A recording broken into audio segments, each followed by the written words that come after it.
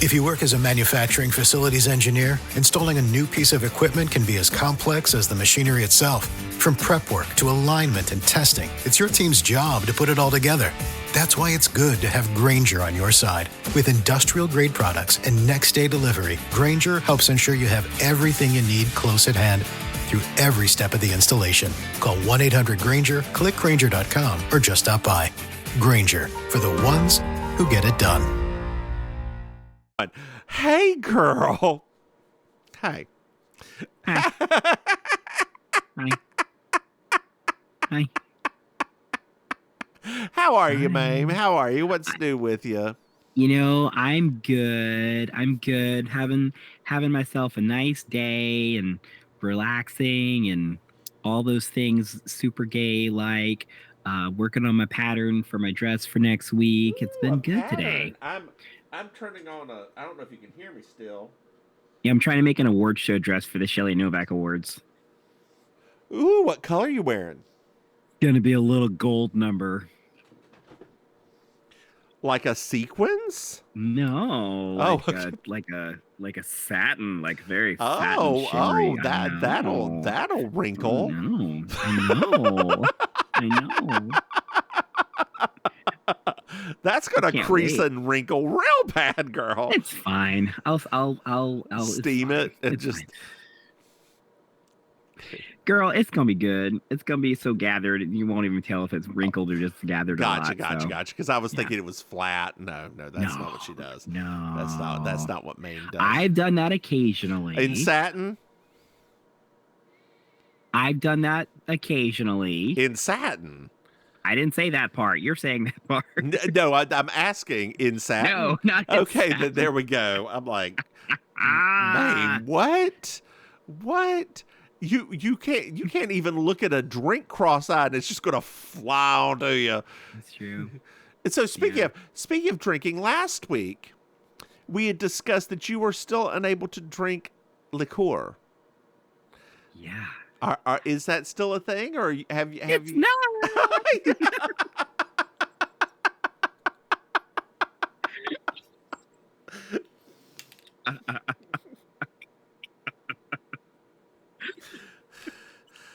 LIIT's for Maim. Oh God. No, it's fine. Yeah, no, I survived. Good. Now I've got is your husband going to let us go out next time I come down? Sure. Okay, because the better question is, does he have a choice? No. Not at all. Are we? I don't understand. What are we? This is what kind of? Now I've got a question for you. Are we going to Uber again on Saturday night next time I'm down? Yeah. The only thing we are going to do different is not have a creamy drink. That's exactly the only right. Thing we're going That's to do exactly different. right. Maybe the harness will be attached to the front this time, and we'll be even more confused.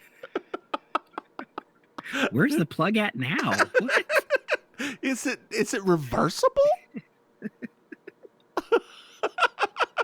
I mean, I guess if you're that into sounding, it is. Dear listeners, don't Google that. I'm always a little bit more loose-brained on the second recording. Yeah, everybody is because we've warmed up.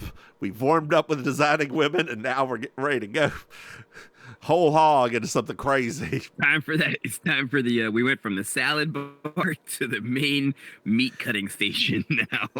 From the laundry room to the bedroom. Yeah. Oh, well, you know. Anyway, what were we talking? Oh yeah, drinking. Oh God. Yeah, that's I'm very excited to come back down. Like I it is a good release. It is a good release from this, and like, yeah. It's good for me too. Like, it really is actually good for me because I mean, we know I go constantly, go, and so I didn't really think about it until this last time. I was like, this actually is really nice for me to like just pause enjoy a little bit with my friend and like And you actually that kind take of thing. days off whenever I come down too. Yeah. Yeah. Like, even though you don't have to, because, Yeah, because everything we do is after you've recovered in the morning, afternoons. Yeah. Like, look, now here's the thing, girl. If you want to start meeting at 9:30 in the morning, And do what? I don't know. Like, if you want to start meeting at 8 o'clock in the morning, we can start meeting at 8 o'clock in the morning. And do what? I don't know. Your ass ain't gonna be awake. The only thing I ever do at 9 o'clock in the morning is if I got like a doctor's appointment I can't miss. That's about it. That's what I'm saying. That's like, I know. So yeah, if you want to drive me to my doctor's appointment at 9 in the morning, you can wait in the weight room and then we can go get some Cracker Barrel after. Oh, see that there. Oh, Although we don't have any Cracker Barrels here. I don't like Cracker Barrel that much anyway. Ooh, I should take you. We have our own like place here that's like that kind of dinery sort of like vibe that I think you would like. You took me to one with the first time I came down that has the Dutch baby. Oh, there's that place too. No, there's another place also that's like it's like full on diner with like giant menu. So the place that was near my hotel. Mm-hmm. There's a breakfast place, this breakfast lunch place that has like. Have you eaten there yet? No. Oh, it's good. Not yet. It's good. Go there. Okay. Yeah. Like they have like biscuits with eggs and chicken and that kind of. I got the one with ham and eggs. Do you know I had a dream about liver mush? Like I had an actual dream about liver mush. What is wrong with me? What's wrong with Dear listeners, I did not take Maim any liver mush. Maim, speaking of broken dreams, did you know that we have a Patreon? What? Dear listeners, get Patreon.com. Mims and Baby, you can throw some money. Hey, Maim. Yep. Did you know that we have another podcasts? No. That's right. We have Baking Sugar, our Designing Women podcast, and Over the Moon, our Moonlighting podcast, which, dear listeners, we tried to record. I didn't. But you also, y'all. you also get all of our podcasts without commercials available to you as I upload them. Again, it's taken a while. Oh my God. Maim. Yes. Did you know we have merchandise? No. That's right. If you go to mimsmaim.com, you can buy something. Hey, Maim. Yes. Do you know what I love? You love five-star reviews. That's right, babe. I love 5-star reviews, and I'm checking to see if we have any new ones. We don't. I only checked for the one podcast. The last I'm checking this. Nah, but dear listener, and we don't have any written ones. We like to read your little blurbs, and if you blurb, we blurb, and we blurb together. Yeah, we love it. It makes us giggle all the time. Wow. Okay. Mm-hmm. Hey, Maim. Yeah. Maim. This is season 4, episode 10. Indian Giver.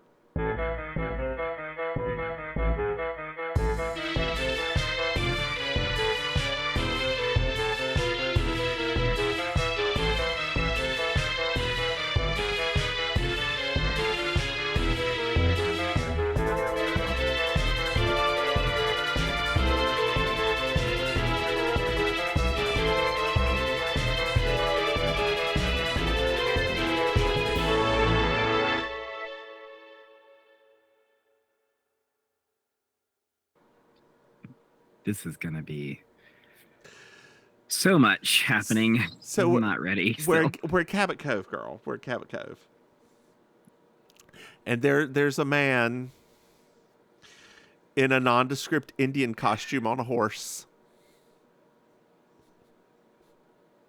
You see me staring into the distance, right? Just like... looking like he's at Tweetsy Railroad getting ready to take over that railroad. Come on, Tweetsy. Oh, I love Tweetsy Railroad. I wonder if they still do the Cowboys and Indians thing off the railroad. Dear listeners, Probably. Tweetsie Railroad is this adorable little amusement park that's up in the mountains, North Carolina, in between Boone and Blowing Rock. I think it's considered Blowing Rock, actually. Yeah. And it's a railroad, and it's like a steam engine that goes through and around the park, and like they do a little show where the Indians come on board, try to take it over, and the cowboys shoot them all away. And I don't know, at least they did that when I was younger. Yeah. I think we just discussed this episode. This has been season 4 episode. We're done. Can I have a good night, May? Say goodnight, man. No. So we're at the Cabot Cove Founders Day celebration, man. Oh, okay, nice. And the mayor, we get to see him in his toupee again, and he's giving a talk. And these little white kids come running up. Look what's coming! Look what's coming! Which is what I say sometimes. Look what's coming. Does it change from time to time? It does.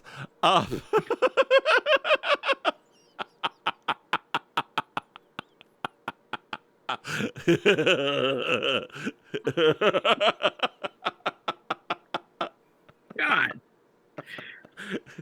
Ugh. Ah. Oh God. Well, there's a little racist music happening. It's the tip of the iceberg. Then suddenly, girl, there's a spear. Oh no, what's this? Sorry, but my pad is having a moment. Let's do that. You should switch to tampons. Look what's coming! There's a spear that gets thrown right into the podium. Oh my gosh, what an amazing art. Like, that's an athlete right there. There's a note tied onto the spear like it's some sort of a stupid thing. 1823. Did you notice, by the way, when he was coming down from the mountain, that when they actually like cut to him, because we have HD televisions now, you could see it like this old Native American looking man and not him on the horse when he's actually going. I did. Oh, it's a terrible stunt double. Like, it's like this person is about 30 years older than the guy. It's awful. God. So JB reads a note, and the mayor, sheriff, and Doc go on a ride. And the note is a land grant from 1757 or something like that says basically all of Cabot Cove is owned by this native person. Whoa. So we're at the university, and we meet Mrs. Donna Crenshaw and her father, Dr. Crenshaw. Hey, Donna. They are American Indian specialists. Oh. And they're handed the copy, and it looks genuine. Little pony. The pony, let's do it. Ride it, my pony. Sorry, I was taken for a moment there. That reminds me of. Did I ever send you that video of that guy singing that at karaoke? No. I have to find that and send it to you. Me and Carlos were picking at him because he picked that song, and he was a handsome guy, and we were like, it's not as effective if you don't take your shirt off, and he did. Oh. And yeah, exactly. And he actually went. He, how I befriend people. He actually went back home to like New Hampshire or something like that. It ended up like taking like a pole dancing class now because he felt so empowered after all of this stuff. I was like, good on you, girl. Good on you. Was he a gay? No, he wasn't. He was like a straight single father. Good for him. I know. Like he felt sexy again. So from the copy, it looks genuine. Okay.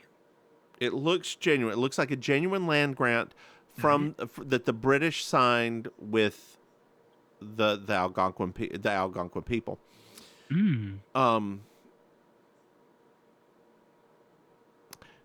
the British, not the Americans. Oh, honey, Okay. why are you even going to try to make this make sense? Come on Okay. now. So, It's Murder, She Wrote, not Finding Your Roots. There's no Henry Louis Gates here, girl. I was about to say that old black man be like, "Oh, well, we'll get to the roots in just a second." So we're at a talent hall session, and we meet Edmund, Mr. Edmund, who is a banker in the city. Okay. And Mr. Atwater, who is an investor, and apparently Mr. Atwater's hoping to build like a resort in Cabot Cove. Nice. And his company doesn't necessarily want to if this Indian problem keeps happening. God, I hate it so much. Well, we meet Mr. Langley, a drunk. Mr. Langley, drunk. He has an option on the land. And then we meet. Hi, my name is Helen Langley, and nice to meet you. Helen, dear, are you all right? You have a cold? No, I've been beaten up a little bit. Oh, no. I feel sympathy for you now. And we meet Tom, her brother. Hey, Tom. Tom's not bad looking for the 80s, 90s kind of era for an older guy. Well, as they're shutting up, like everybody's filing into town hall for a meeting, a brown man with a suitcase walks in suspiciously as well. Those are the scariest kind. So Edmund, in this meeting, like Tom and Edmund shut the mayor up and's like, has anyone found this quote unquote half-naked savage? In the 80s. So speaking of, did we ever see Fred Savage half naked? What about Ben Savage? I don't think they ever really got shirtless on their shows. Well, now Fred Savage turned out to be gross. No, really? Mm-hmm. Oh. Yeah. Why do some of our favorite people turn out to be a gross? Well, the brown man stands up, introduces himself as the half savage George Longbow. And let me tell you, I had to look this actor up. This actor is Sri Lankan.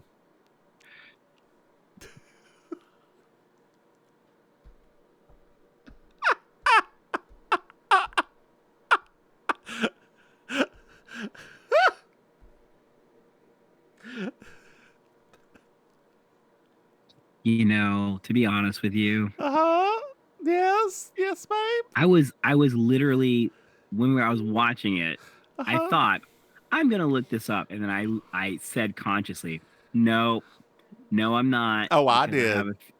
Yeah, I literally was like, I'm not going to, and now I'm, because I thought that I was like, I'll look it up. Glad I didn't, because then I would have just sat there like, ugh. Yep. Yep.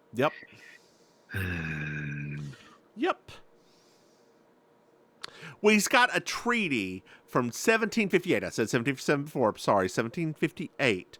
A treaty with the British, which would not hold up in court because, anyway.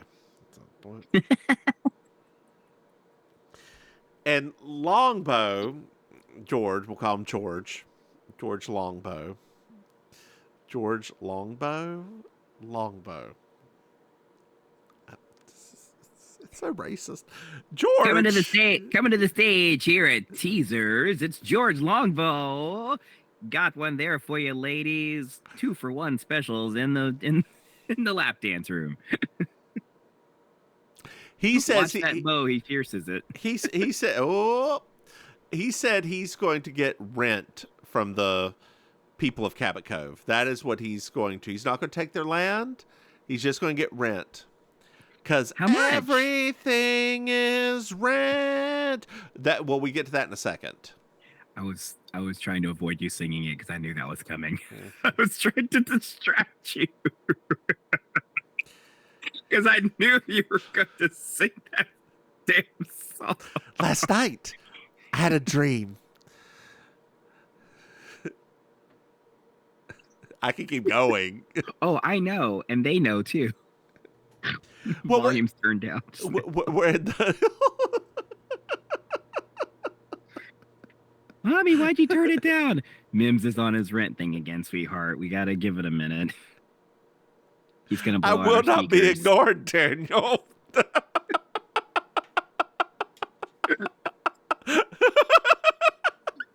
We're gonna get like an angry letter, like, "Do you know how much it costs to replace Audi speakers?" Like, Oh God! So we're in the office, and Longbow knows Donna Crenshaw, Dr. Crenshaw's daughter, because he helped. They were at the university. Don't know what university this is, right? Like we don't know what university it is. We don't let's say know University of Maine. if there even is one, or Maine State. I don't. That sounds weird. Yeah, does it really feel like that Maine would have a very strong Native American studies? Yeah. No. Lobster you? I don't know. Anyway, she helped him, and they got to know each other and got to know each other. But no, they didn't do that. They didn't do that. So he brings out the treaty, and the doctor for some reason has a German accent. It's a very interesting treaty. It looks to be well. Very well. It looks like you took parchment paper and put it in the oven so it would bake around the edges and look brown and very much older. Very authentic for a treaty from the Algonquin people to the Mainers. Your authentic got a little Asian. I did not mean for that. Throw a little more racism in. Why not? So, Longbow produces some validated reports too, showing that the treaty is real. Whoa. And JB's like, well, what do you want, George? What do you want? Well, he wants 1/2 of 1% of every land value in the city. So it's about $200 a year a person or a household. And the mayor's like, that's not bad. And Doc's sitting over the corner is like, it's kind of like being mugged, and all they're asking for is a $5. It's like, no, Doc, that's not at all like what it's like, but that's fine. Yeah. Later, JB and Doc come out of the room, and they see George fighting with Tom, and Donna drives up. It's like, get in my car, George. And he gets in, and they drive off. Yes.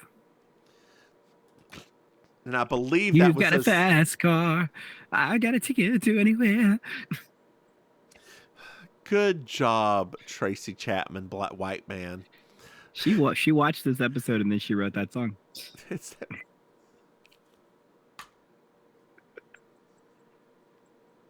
I took off my hearing aid.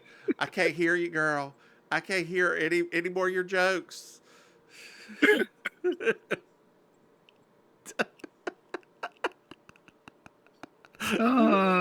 This was part two. This is I think that this whole episode is based on that song Cherokee People.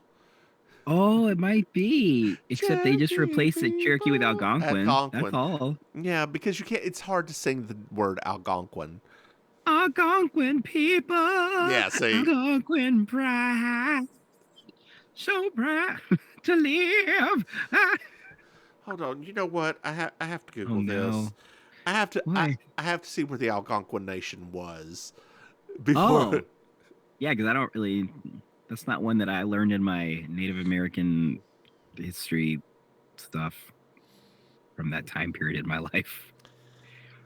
Reading about all of those tribes. Dear listeners, this is just a special PSA to make sure that you support your local libraries as a source for all of your questions and needs. I don't know if they reached all the way to Maine.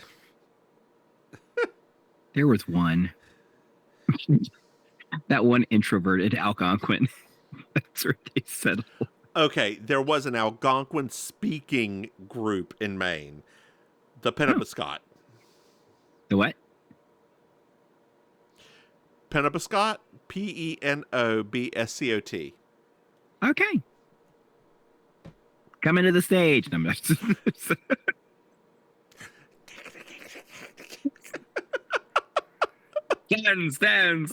stands across the board.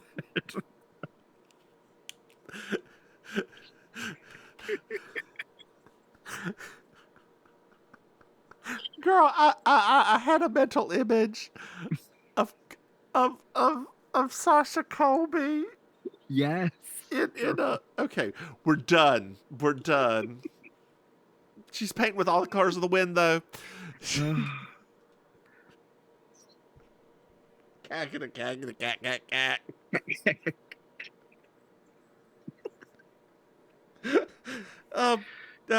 So he brings Val over. Okay, we've passed that part. So it's a little bit later on. Okay, we saw that Dodge. Right? Where the car? There we go. Sorry, I had to get back where we're at.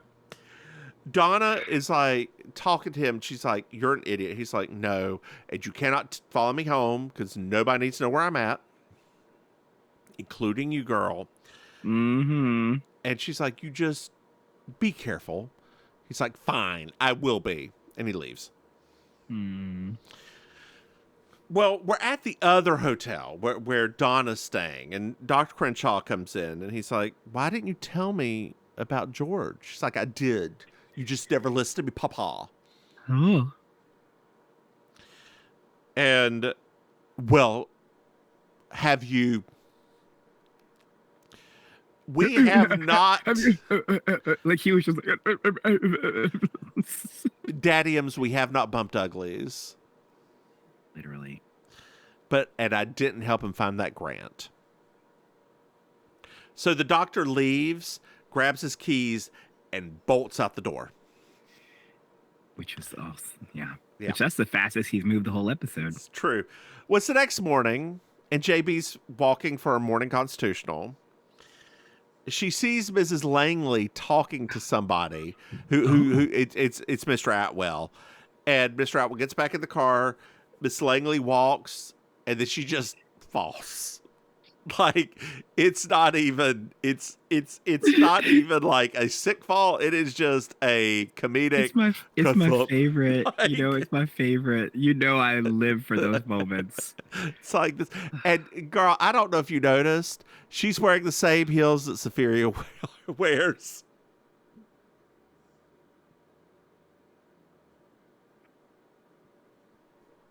Yeah. She just took the sequins off. She did, my God. But she was even wearing them as just oh God. It's James Brown, like still wear those same Did she only bring one pair of heels?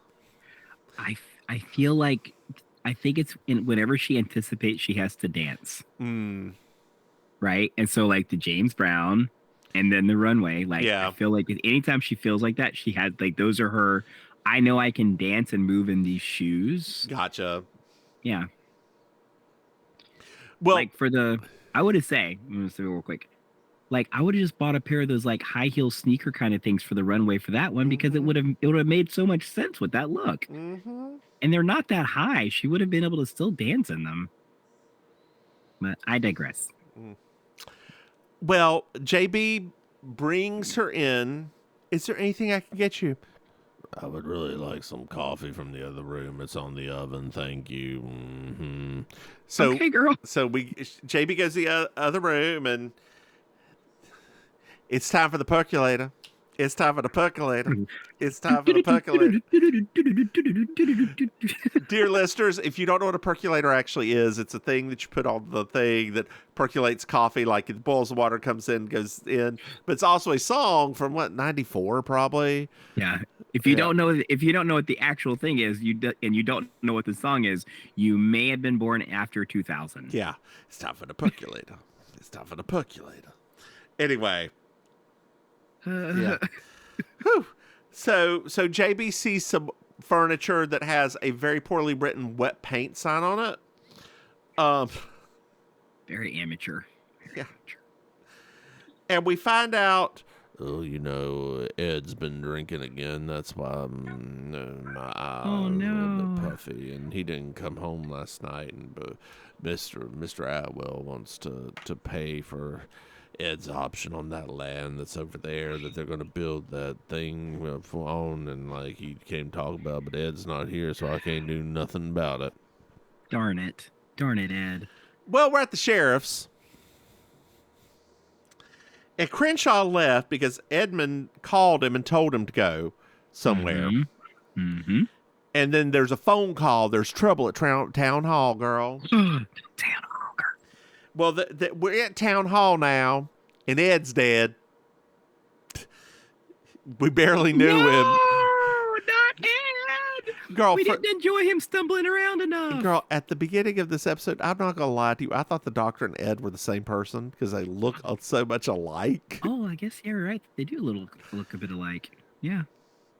Yeah. It's just one has an Asian accent, the other one doesn't. So JB notices that there's a trail of dust, like of sand on the ground. Oh, and there's a huge spear sticking out of his heart. Let me put that giant spear. The ancient Algonquin spear that was freshly painted on the CBS lot 2.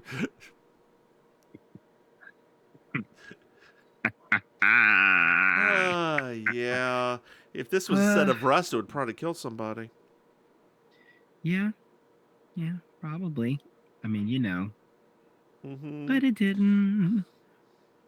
Oh my gosh, that's a very it's just very weird, like how it was sticking up the way it was in that. Like it was just that would because it meant like it wasn't just in his chest.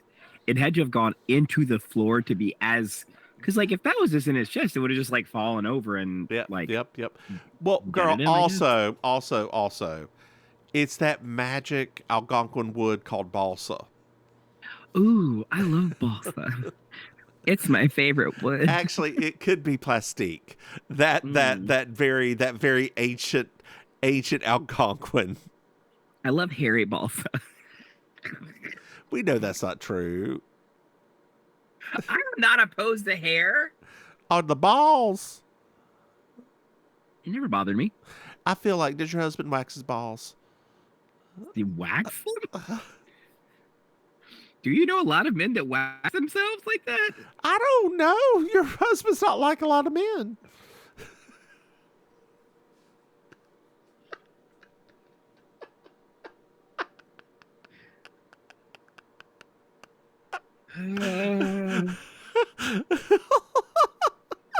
Moving on. I kid. Moving on. So there's a trail of sand. Not to be confused with the Trail of Tears. Okay.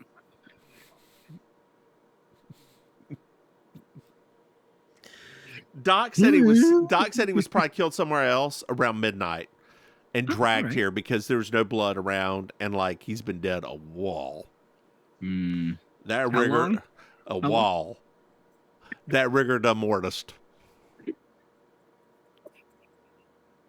Coming to the say. Oh God. And he had varnish on one of his hands. Oh. Jim Varnish? I'm so sorry. Everything, I'm sorry. Well, we're at the bank, and JB has a quick little conversation with Atwater, and he says, it's a pleasure meeting you, and he, later on at the end of the conversation, like, well, I take that back. You right mean B. I'm like, hold on now. You ain't talking, you gotta talk sideways about me right now. Wait a minute. You gonna say that to my face? Yeah, we ain't gonna talk sideways right now. That's not what we not gonna do here is talk sideways about me.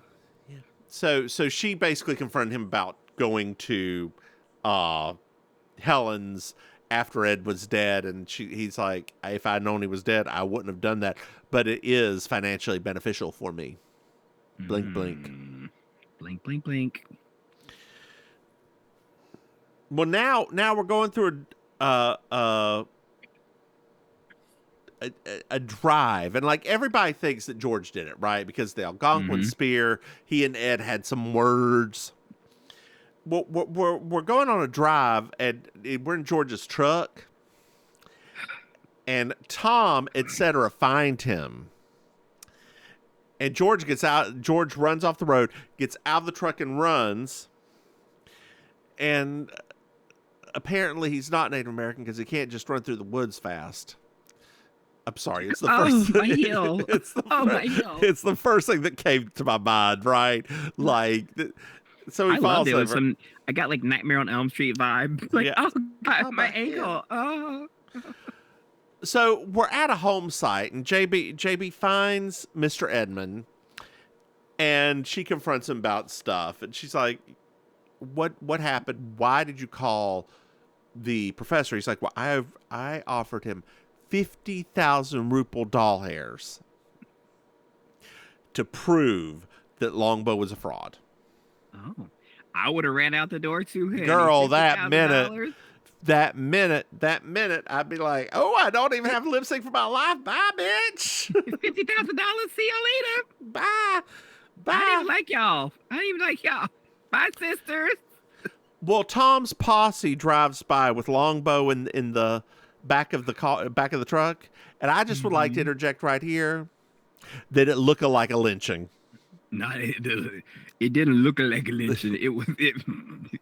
They knew what they were doing. They knew what they were doing. And you know, I don't know if you know this, but Maine's a little racist sometimes. Is it? It is. I don't really know that much about Maine. It's very white. Well, I know that, but I don't intrinsically think that, right? Like, I don't. So, you know. I guess the difference between racism in the South and racism outside the South, we're just overtly racist to people's faces, right? We don't hold it in. No. And it's a little more dangerous when things get held in. It's not joking. It's just bad.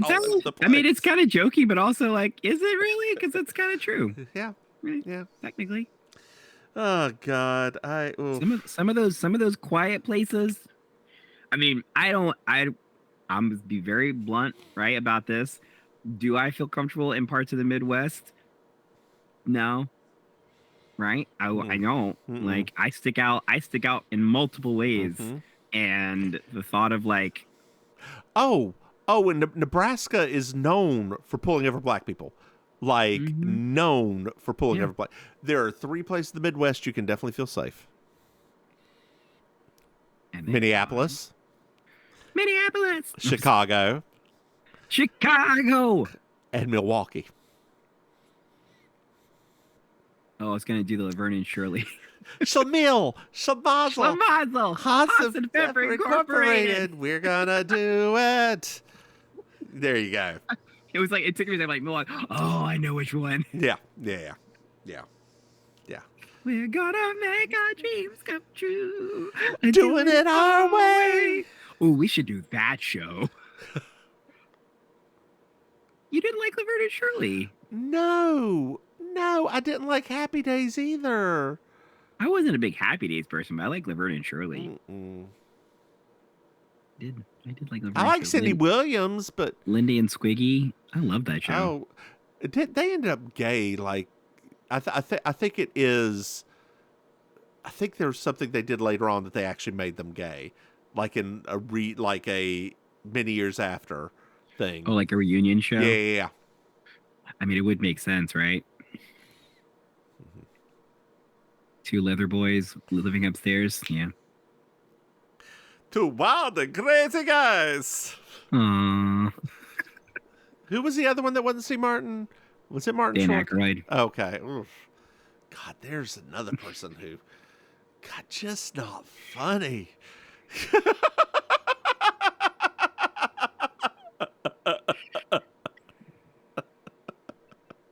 We're going to lose so many listeners today. No, nobody thinks Dan Aykroyd's funny. Somebody must. Do I mean, you? I thought he was funny in that one thing. Blues Brothers? Because Jim Belushi's the funny one. No, it wasn't. Oh, Ghostbusters. No, they're the other people are funny. I thought he was funny in the first Ghostbusters. What about the second one? I don't remember the second one as well.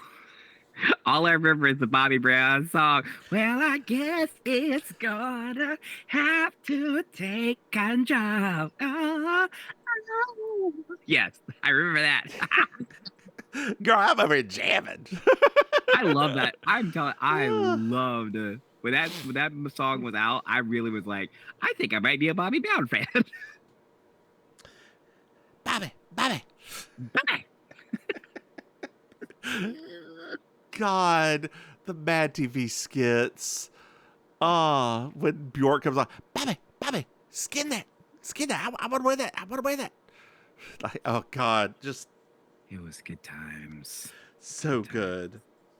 So good and so bad. So we're at the sheriff's, and he books George, like throws Longbow back in the thing.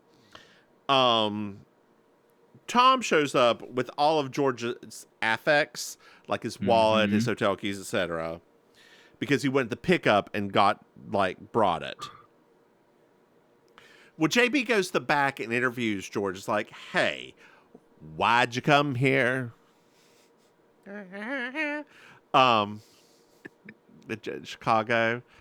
Did you get that reference? Yes. Okay. Understandable. Oh God. Who was that song? Oh, that was Richard Gere. For some reason, Michael Douglas came to mind. Girl, we were at a bar. Yes. There's a bar that's got really good hot dogs in Raleigh called Cardinal Bar. Okay. We were sitting there. We were eating some hot dogs, and on the TV they put random movies on the television. Okay. It was a Michael Douglas Val Kilmer movie. Okay. About like a hunt and like a lion that was, I don't know. It was wild. But Val Kilmer was having this dream where he was saying hello to his wife at newborn baby at the train station, and this lion just jumps up and eats the woman. Oh, I remember this. It's not good. No, it's not good, but I do remember. I know what the movie you're talking about, because it was like that was like when Val Kilmer was trying to be more edgy. Like that was like part of his whole shtick then. Yeah. And chose Michael Douglas. I mean, that's when Michael Douglas was like getting out of his leading man phase and was trying to be more like a serious character actor, because he was getting older and, the sexy roles were drying up and yeah. That had to be before he said, I ate a lot of pussy. That's how I got this throat cancer. He said that, right? No, I know. Okay. like I believe that is a direct quote. I don't believe that I'm. But it's not. It's just when you say it, it just catches me off guard. That's all. But me saying that word, me saying that I do that. The whole thing. Look what's coming. Look what's coming.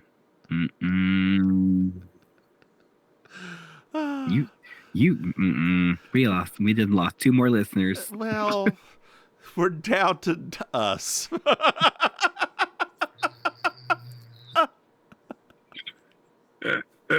Back to it. What? Back to the OG listeners. Listeners. So she asked him why he came to Cabot Cove, and he's like, "Well, I want to start a scholarship, and for Indian Algonquin people. I don't know, just a scholarship for Native Americans, a Native American scholarship, basically. Yeah, I don't. It wasn't very well fleshed out. That's literally what it was. It was like, so that's okay. I mean, that's noble, I guess. Yeah. Right. I'm really really surprised that the Cherokee, with all the money they've got going in, haven't opened up their own university yet, or school like they. I mean, you got to get accreditations and all. I mean, Yeah, it's a lot. or given like Western is right there, just get thrown all of the money over there and been like, yeah. Maybe I wouldn't be surprised if at like Western or Appalachian they did like a center eventually, like a center of studies. Or Mars Hill. You missed it. They missed the note. The Mars Hill people just said no, because you missed the note. I wasn't trying for a note. How dare you? I was doing alternative music. Whoa, not at Mars Hill. Oh, girl, you don't know this yet, but I'll tell you. Okay. Appalachian Yes. opened a campus in Hickory. Oh, that's cool. Wouldn't that have been so convenient for us? Oh my gosh, we would have totally done that, wouldn't we? We probably would have, yeah. We would have totally done that. Yep. And then we wouldn't have had to pay so much and housing costs and all that stuff. Man, that would have been great. You would have never met your asshole ex. Ugh. That would have been even better. We would have ended up with some random mountain boys. We would have. With their eyes just a little bit too far apart. We're factory workers.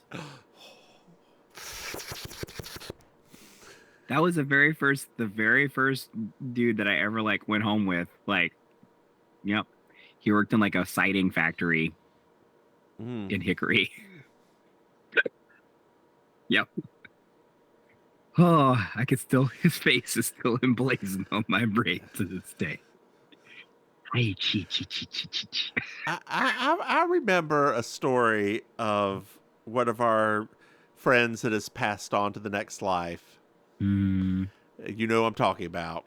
I know who you're talking about. Miss Neutrogena Jackson. Yes, ma'am. And she would go. There was somebody who lived near Statesville, Hickory area that was missing a few teeth and have sex in the back of an old school bus. I'm telling you, don't sleep on them country. Don't sleep on them, girl. They got it. They got it. They got all that pent up stuff too. So Amos and JB leave George back there, and Amos is like, we found beach sand in his truck. Whoa. Not the truck. Whoa. Dumps like a truck. Dives like what? Baby movie but. I think I'll do it again. Sorry, I was dropping like it's lukewarm over here. There you go. Oh, like milk. It does a body good. It does, Annie. It does. Not the colon though, but the rest of the body. No, it doesn't hurt my colon. It's just because you're not lactose intolerant. No, I'm not. Girl, that's a weakness. I had some spicy soup last night. Oh, what kind I of really wish. What kind it was just that my maid. Your maid. I just had a craving for like some like noodle soup. Okay. And I had enough ingredients to do it. I wish I had not done it. Girl, why did you make it spicy if you didn't want the spice? Well, because I forget sometimes. You just forget. If your body is not doing that a lot, you forget every once in a while. Well, I will not forget for the next year or so because Lord, what did you put in that was so spicy? It was like some chili paste or something like that. It was so good though. It was really tasty. But girl, 10 o'clock in the morning, I did not need an alarm clock today because my stomach woke me up. At 10 o'clock? My body said, bitch, it's time to go. It's time to go. It's time for the percolator. It's time for the percolator. It's time for the percolator. It's time for the percolator. I was not happy. Yeah, I'm not going to do that again. I mean, you probably will. I'll probably do it again. Can't. So how hot of food can you handle? My mouth is not the problem. It's my asshole. Spoken like a true homosexual. With IBS.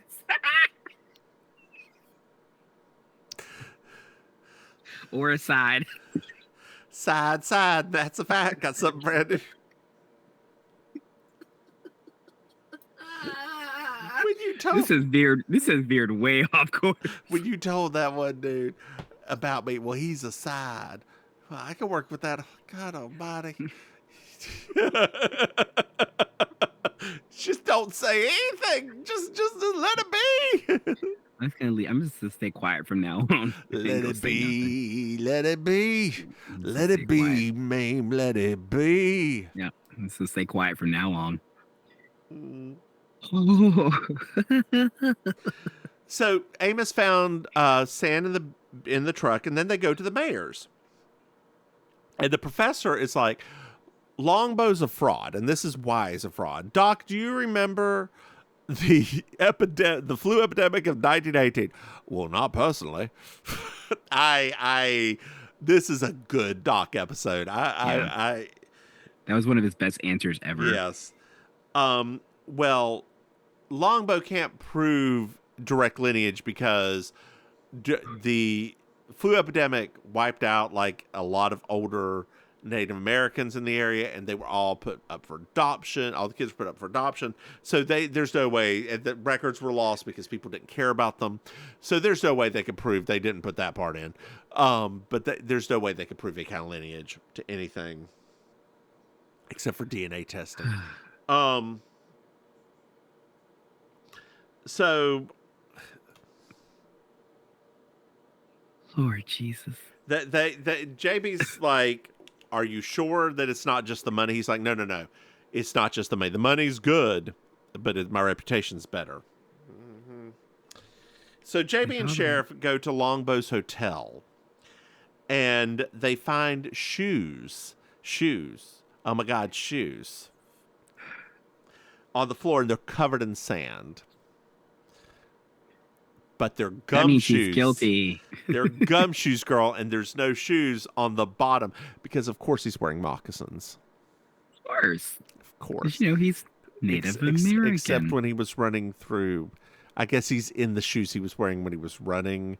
But when was he wearing these moccasins? I don't know. Like, on the horse? Does he have horse shit on them? Whatever. Anyway. You're thinking too much about this here. So JB's like, I've got it, but I don't know how to prove it, because she always says that. Yes. So we're at Langley's now.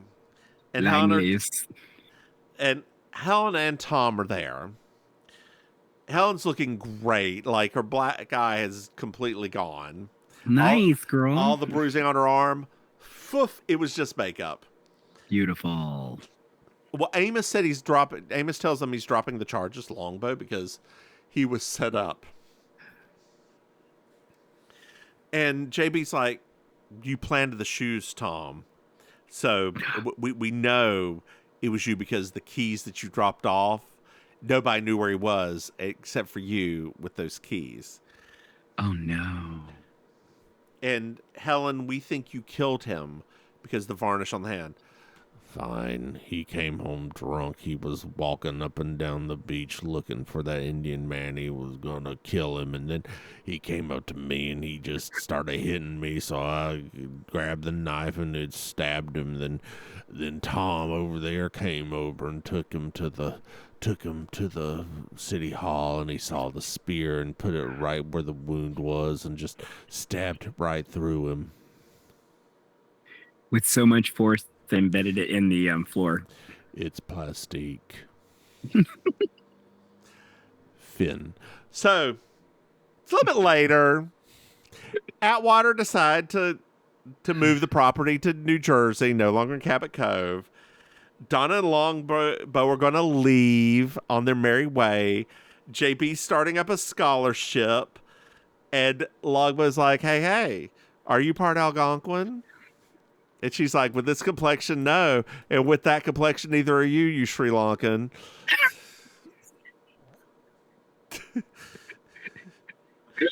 He's an Al Gonkin. So Dr. Crenshaw comes out and offers to take Donna and Longbow out to dinner, and she's like, "It looks like we're gonna make a peace treaty." So many things here. And then the button is, "Doc, why weren't you afraid like everybody else was?" Well, JB, I rent. Do do do do do do do do do do do do do do do do do do. Hey, Maim. Yep. Did you like this episode? It was an episode.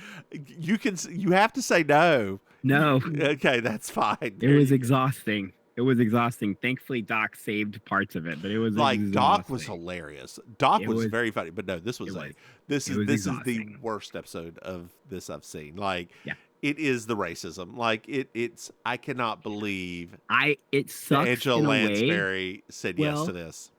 I mean, at this point, it was still, think of the time period, right? They were just like, whatever. I think the worst part to me is that it took all of the quaintness of Cabot Cove completely away. Mm-hmm. So now it's like Cabot Cove has this sort of like haze over it now of, okay, you guys, you almost lynched a person. And that's weird. So yeah. But they didn't. Hopefully we'll be in New York or Los Angeles in the next episode, something away from Cabot Cove. So hopefully. So, yeah. Well, Maim, why don't you tell our dear listeners where they can find you? Okay, hello, dear listeners. It's I, Auntie Maim, your favorite relation. You can find me hosting amazing colossal karaoke every Thursday night at Gilly Idol in South Beach, and also performing improv with the Villain Theater in Miami. Both of those places and links to my socials can be found at I'mYourAuntieMaim.com. And you, Mims. Hey, y'all. I'm the Divine Miss Mims. You can find me online at thedivinemiss.com. Hey, Maim. Yeah. Do you know we have Patreon? That's right. If you go to patreon.com, bloop, bloop, Mims and Maim, you can buy something. Hey, Maim. Yes. So we have other podcasts. No. That's right. We have Baking Sugar, our Designing Women podcast, and Over the Moon, our Moonlighting podcast. Hey, Maim. Yes. Did you know that we have merchandise? No. That's right. If you go to mimsmaim.com, you can buy something. Hey, Maim. Yes. Do you know what I love? 5-star reviews. That's right, Maim. I love 5-star reviews. They really help us. Hey, Maim. Yes. Did you know that our dear listeners can reach out to us? No. That's right. They can send us an email at mimsmaim@gmail.com or send us a text message 704-380-0618. Hey, Maim. Yes. Do you have anything else to add? Not really. Then watch Say Goodnight, Maim. Good night, Maim. Bye, y'all.